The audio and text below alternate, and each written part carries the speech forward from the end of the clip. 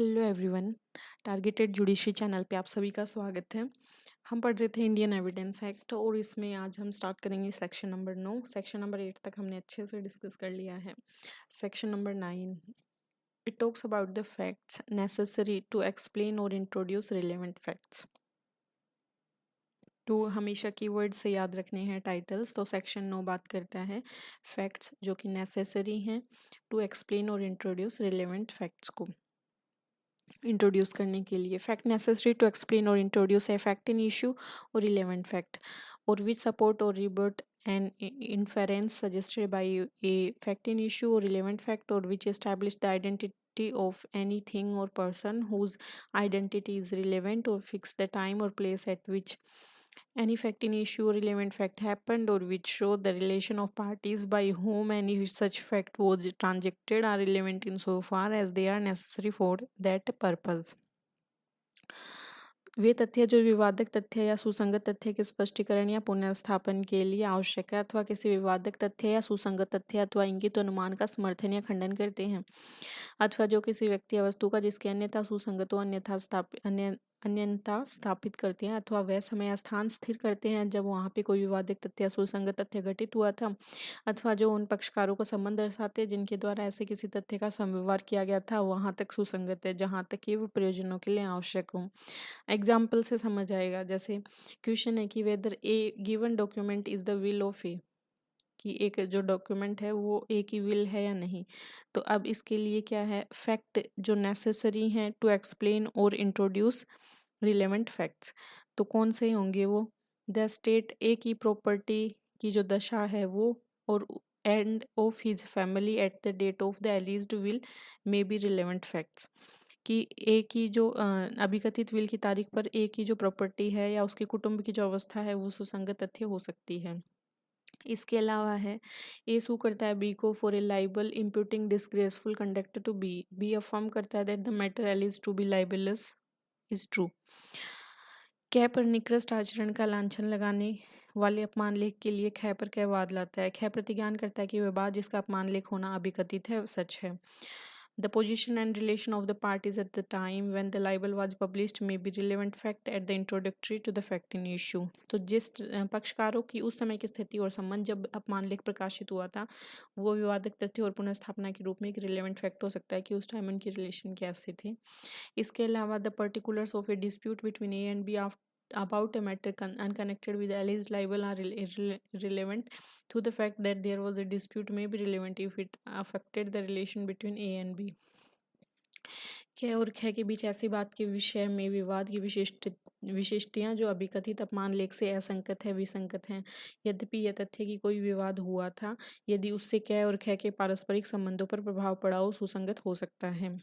Next है C, A is accused of a crime. क्या एक अपराध का अभियुक्त है। तो इसके लिए the fact that soon after the commission of the crime A absconded from his house is relevant under section 8 as conduct subsequent to and affect by fact in issue. दिया है कि अपराध करने के तुरंत बाद में क्या अपने घर से फरार हो गया, धारा 8 के अधीन विवादक तथ्यों के तत्पश्चातवर्ती और उनसे प्रभावित आचरण के रूप में सुसंगत है। अब है the fact that at the time when he left home he had sudden and urgent business at the place to which he went is relevant as tending to explain the fact that he left home suddenly. अब तथ्य कि उस समय जब वो घर से चला गया तो उसका उस स्थान में जहाँ वह गया था और अचानक और अर्जेंट काम था उसके अचानक घर से चले जाने के तथ्य के स्पष्टीकरण की प्रवृत्ति रखने के कारण सुसंगत है। And the detail of the business on which he left are not relevant except in so far as they are necessary to show that the business was sudden and urgent.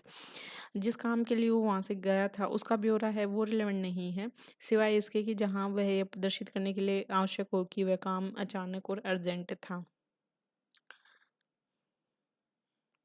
अगला है ए सू करता है B को for inducing C to break a contract of service made by him with A. C on leaving A's service A to A I am leaving you because B has made me a better offer. This statement is a relevant fact as explanatory of C's conduct which is relevant as fact in issue.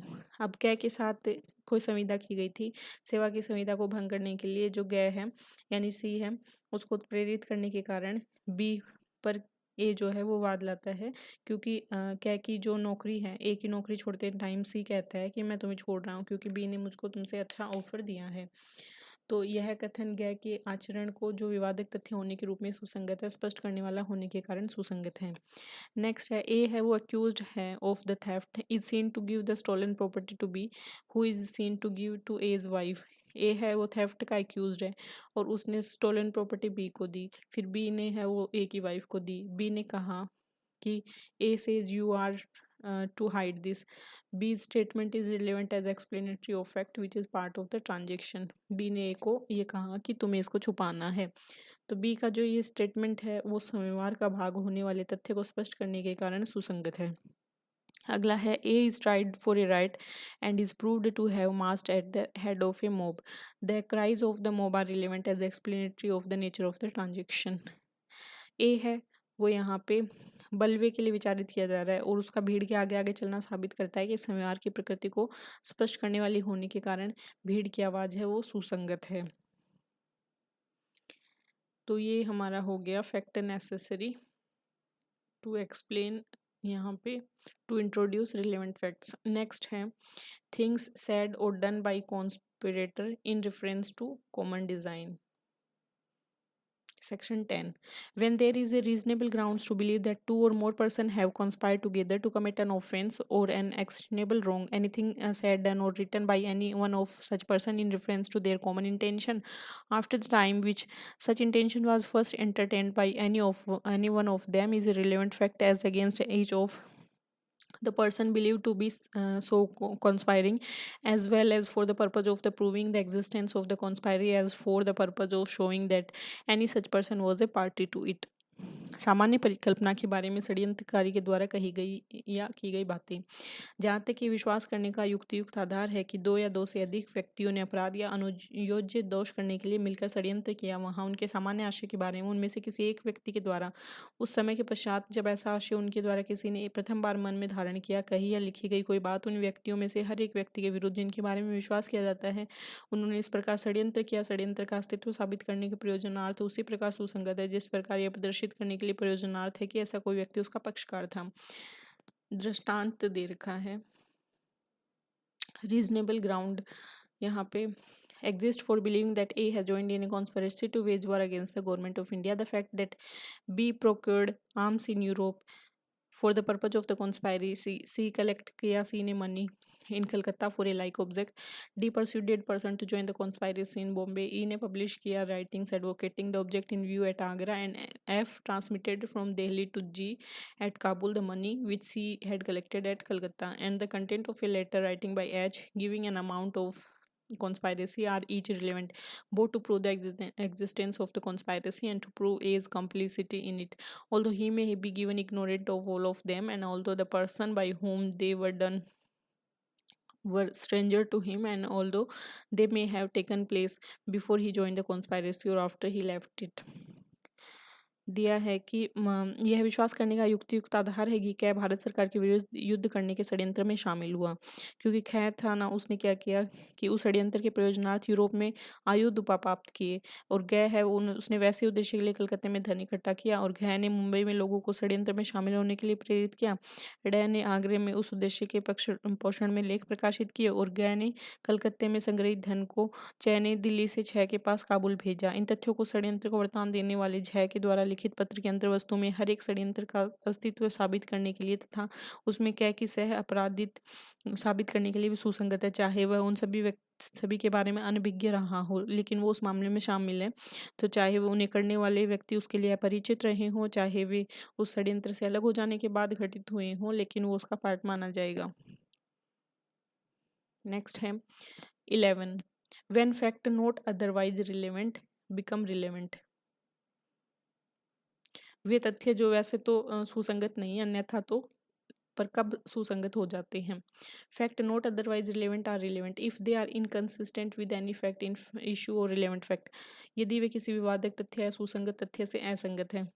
If by themselves or in connection with other facts they make the existence or non-existence of any fact in issue or relevant fact highly probable or improbable, यदि वे स्वयं वे या अन्य तथ्यों के संसर्ग में किसी विवादक तथ्य या सुसंगत तथ्य का अस्तित्व या अनस्तित्व अत्यधिक अधिसंभाव्य या अनधिसंभाव्य बनाते हैं।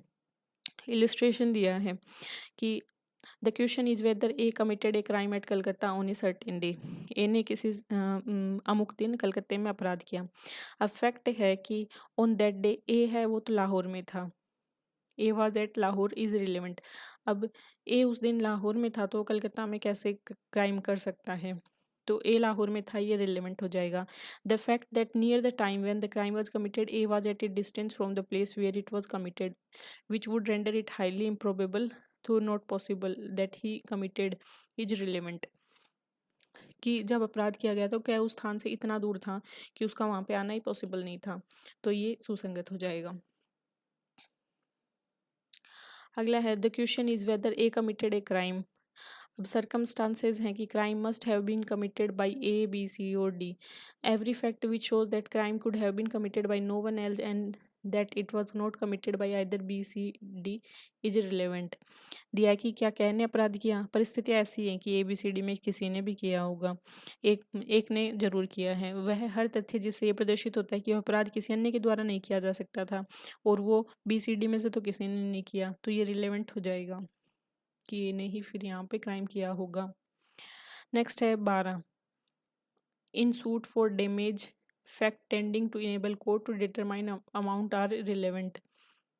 अब ये पूछा गया था डैमेज वाला, तो दिया है कि नुकसानी के लिए वादों में रकम अवधारित करने के न्यायालय को समर्थ करने की प्रवृत्ति रखने वाले तथ्य हैं वो सुसंगत हैं।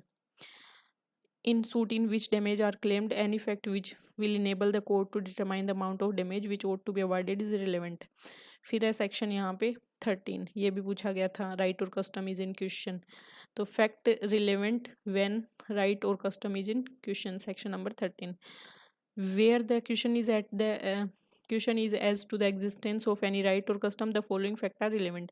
पहला है any transaction by which the right or custom in question was created, claimed, modified, recognised, asserted or denied or which was inconsistent with its existence. कोई स्वयं व्यवहार जिसके द्वारा प्रश्नगत अधिकार या रूढ़ि श्रेष्ठ दावाकृत उपांतरित मान्यकृत प्राख्यात व प्रत्याख्यात की गई है या उसके अस्तित्व से असंगत था। अगला है particular instance in which the right or custom was claimed, recognised और एक्सरसाइज्ड और इन विच इट्स एक्सरसाइज और डिस्प्यूटेड, असर्टेड और डिपार्टेड फ्रॉम। वे विशिष्ट उदाहरण जिनके द्वारा वह अधिकार या रूढ़ि दावाकृत मान्यकृत या उपयुक्त की गई थी जिससे उसका प्रयोग विवादग्रस्त था या प्रख्यात किया गया था या उसके अनुसरण नहीं किया गया था। The question is whether A has a right to a fishery. A deed conferring the fishery on A's ancestor, a mortgage of the fisheries by A's father, a subsequent grant of the fishery by A's father, irreconcilable with the mortgage, particular instance in which A's father exercised the right or in which the exercise of the right was stopped by A's neighbor are relevant facts। प्रश्न है कि कै का एक mean क्षेत्र या fishery क्षेत्र पर अधिकार है। कै के पूर्वजों को मीन क्षेत्र प्रदान करने वाला विलेख, कै के पिता के द्वारा उस मीन क्षेत्र का बंधक, कै के पिता के द्वारा उस बंधक से अनमोल पाक्षिक अनुदान, विशिष्ट उदाहरण जिसमें कै के पिता ने अधिकार का प्रयोग किया था जिसमें अधिकार का प्रयोग कै के पड़ोसियों के द्वारा रोका गया था, ये एक रिलेवेंट फैक्ट है। नेक्स्ट है 14। अब ये भी पूछा गया था, देख रहे हो काफ़ी सारे सेक्शन से क्वेश्चन पूछे जा रहे हैं। माइंड, बॉडी और बॉडीली फीलिंग की स्टेट के बारे में ये था। इसको पूछा था कि कौन सा सेक्शन पूछा था कि इससे सेक्शन कौन सा है टाइटल देके। Fact showing existence of state of mind or bodily feeling, section number 14। Fact showing existence of any state of mind such as intention, यानी बहुत ज़्यादा डीप में जाने की भी जरूरत नहीं है, ऐसे क्वेश्चन से उठा उठा के पूछे हुए हैं। Fact showing the existence of any state of mind such as intention, knowledge, good faith, negligence, rashness, ill will or good will towards any particular person or showing the existence of any state of body or bodily feeling are relevant when the existence of any such state of mind or bodily feeling is an issue or relevant. Explanation first. A fact relevant as showing the existence of a relevant state of mind must show that the state of mind exists not generally but in reference to the particular matters in question।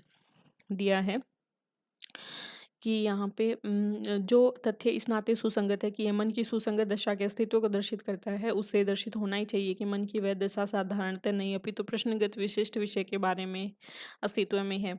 अगला है explanation number 2। But where upon the trial of a person accused of an offence, the previous commission by the accused of an offence is relevant within the meaning of this section. The previous conviction of such person shall also be a relevant fact. किंतु जब किसी अपराध के अभियुक्त व्यक्ति के विचारण में इस धारा के अर्थ के अंतर्गत उस अभियुक्त के द्वारा किसी अपराध का कभी पहले किया जाना सुसंगत हो, तब ऐसे व्यक्ति की पूर्व दोष सिद्धि भी सुसंगत तथ्य होगी। अब है इलस्ट्रेशंस। इलस्ट्रेशन में है A is accused of receiving stolen goods knowing them to be stolen, it is proved that he was in position of a particular stolen article. A जो है चुराया हुआ माल ये जानते हुए कि वह चुराया हुआ है प्राप्त करने का अभियुक्त है, यह साबित कर दिया जाता है कि उसके कब्जे में कोई विशेष चुराई हुई चीज है। The fact that at the same time he was in position of many other stolen article is relevant as tending to show that he know each and all of the articles of which he was in position to be stolen. अब तथ्य कि उसी time उसके कब्जे में बहुत सारी चीजें थी जो चुराई हुई थी, यह दर्शित करने की प्रवृत्ति रखने वाला होने के नाते सुसंगत है कि जो चीजें उसके कब्जे में थी उसमें हर एक और सब के बारे में वो जानता था कि वो चुराई हुई हैं। अगला है इसी तरीके से ए है वो एक्यूज्ड है of fraudulently delivering to another person counterfeit coin which at the time when he delivered he knew to be counterfeit. अब क्या है वो यहाँ पे किसी व्यक्ति को कूटकृत सिक्का काउंटरफेट सिक्का देता है, कपटपूर्वक देता है, क्योंकि वो जब देता है तो उस टाइम में वो जानता था कि ये काउंटरफेट है। The fact that at the time of its delivery A was पजेस्ट A number of the other pieces of counterfeit coin is relevant. अब उस टाइम जिस टाइम उसने परिधान किया था उस टाइम उसके पास बहुत सारे ऐसे सिक्के थे, तो ये सुसंगत है। यह the fact that A had been previously convicted of delivering to another person as genuine or counterfeit coin knowing it to be counterfeit is relevant. अब तथ्य है कि क्या कूटकृत सिक्के को ये जानते हुए कि ये सिक्का काउंटरफेट है, उसे असली के रूप में किसी अन्य व्यक्ति को परिधान करने के लिए पहले भी ऐसा केस में दोष सिद्ध हो चुका है, तो ये भी रिलेवेंट फैक्ट है। अगला है ए सू करता है बी को for damage done by a dog of B which B knew to be ferocious. The fact that the dog had previously bitten X Y Z and they had made complaint to B are relevant. A है वो B को सू करता है कि उसके कुत्ते ने उसको नुकसान पहुंचाया है और बी ये जानता था कि ये जो कुत्ता है उसका वो हिंसक है और उसने पहले भी एक्स वाई जेड को काटा है और उन्होंने भी बी को कंप्लेंट करी है, तो ये जो तथ्य है वो सुसंगत है। नेक्स्ट है the question is whether A the acceptor of bill of exchange knew that the name of the payee was fictitious. The fact that A had accepted other bill drawn in the same manner before they could have been transmitted to him by the payee if the payee had been a real person is relevant as showing that A knew that the payee was a fictitious person. प्रश्न है कि क्या विनिमय पत्र का प्रतिग्रहीता क्या ये जानता है कि उसके पाने वाले का नाम काल्पनिक है।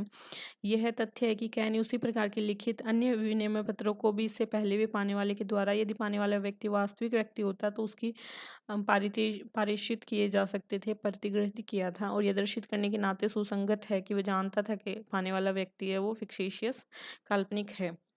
A is accused of defaming B by publishing an imputation intended to harm the reputation of B. तो B के reputation को खराब करने के लिए जो A है वो उसको आप हानिकारित करने के उद्देश्य से एक लांछन प्रकाशित करता है, वो उसकी मानहानि करने की कोशिश करता है।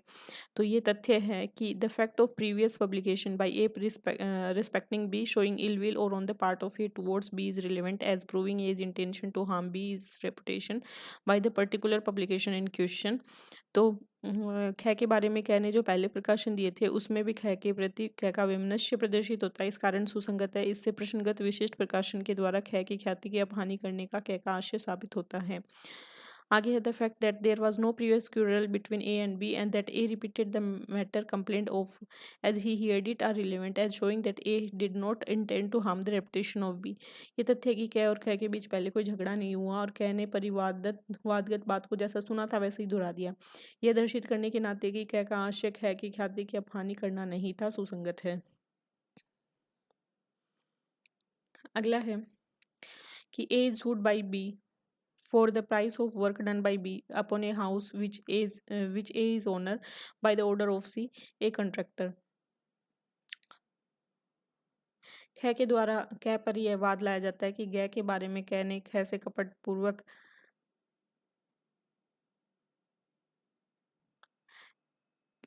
हाँ, कै पर गै उस काम की कीमत के लिए वाद लाता है जो ठेकेदार गै के आदेश से किसी ग्रह पर जिसका कै स्वामी है कै ने किया था। अब कै जो है एज डिफेंस इज दैट बीज कॉन्ट्रैक्टर वाज विद सी। कै का प्रतिवाद है कि कै का ठेका गै के साथ था। The fact that A paid C for the work in question is relevant as proving that A did in good faith make over to C the management of the work in question so that C was in position to contract with A on C's own account and not as agent for A। अब तथ्य है कि कै ने प्रश्नगत काम के लिए गै को कीमत दी थी, इसलिए सुसंगत है कि उसने साबित होता है कि कै ने सद्भावपूर्वक गै को प्रश्नगत काम का प्रबंध दे दिया था, जिससे कि कै के साथ गै ने अपने निमित्त न कि कै के अभिकर्ता के रूप में संविदा करने की स्थिति में था।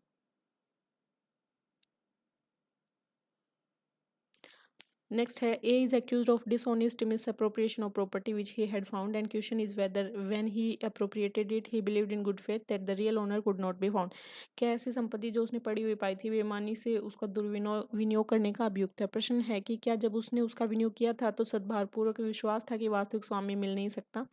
The fact that the public notice of the loss of the property had been given in the place where A was is relevant as showing that A did not in good faith believe that real owner of property could not be found।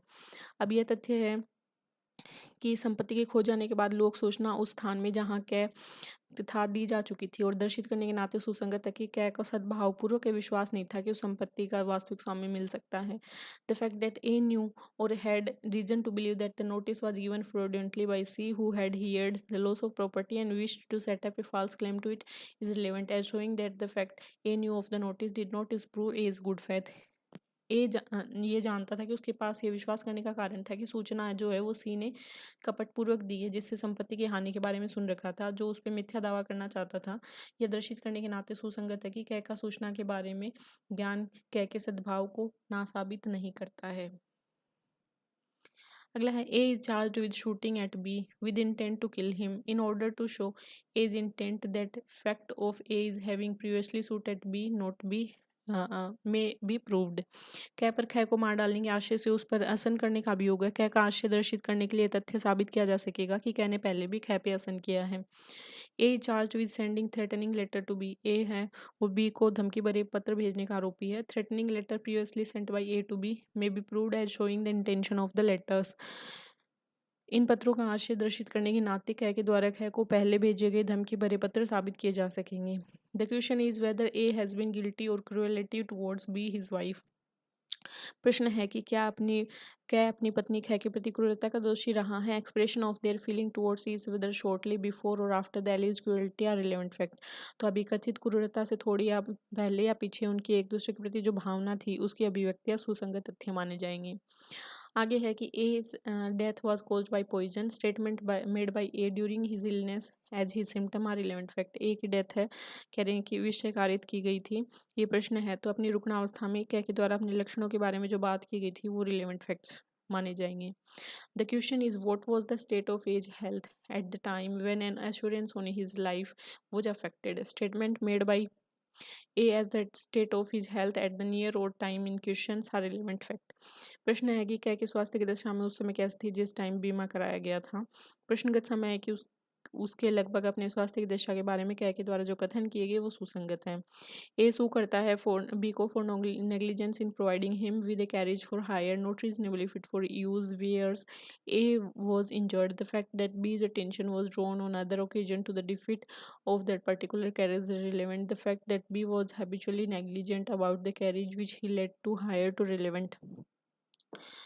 ए है वो ऐसी उपेक्षा के लिए B पर वाद लाता है जो बी ने उसे युक्तियुक्त रूप से अनुपयोग्य गाड़ी भाड़े पर देने के लिए पर देने द्वारा की जिससे कै को क्षति पहुंची। यह तथ्य है कि वो जो विशिष्ट गाड़ी की त्रुटि है उनने अन्य अवसरों पर भी बी का ध्यान आकृष्ट किया था सुसंगत है।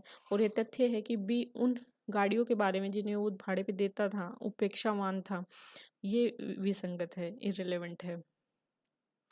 A is tried for the murder of B by intentionally shooting him dead. The fact that A on other occasions shoot at B is relevant as showing his intention to shoot B। The fact that A was in habit of shooting at people with intent to murder them is irrelevant। तो यहाँ दिया गया है कि A जो है ए जो है वो साक्ष्य एहसन के द्वारा खै की मृत्यु के कारण हत्या के लिए विचारित है। तथ्य है कि कै ने अन्य अवसरों पर भी खै पे एहसन किया था। तो कै जो है वो खै को मारना चाहता था, ये आशय प्रदर्शित करने के लिए रिलेवेंट है। बट तथ्य है कि कै लोगों पर उनकी हत्या करने के आशय से एहसन करने का अभ्यासी था, ये इर्रेलेवेंट है। A is tried for crime, A को एक क्राइम के लिए विचारित किया जाता है। The fact that he said something indicating an intention to commit that particular crime is relevant. तथ्य कि उसने कोई बात कही जिससे विशिष्ट अपराध करने का आशय उपदर्शित होता है तो वो सुसंगत है। But the fact that he said something indicating a general disposition to commit crimes of that class is irrelevant. अब उसने जनरल साधारण प्रवृत्ति उपदर्शित करने वाली ऐसी कोई बात कह दी, वो विसंगत होगी।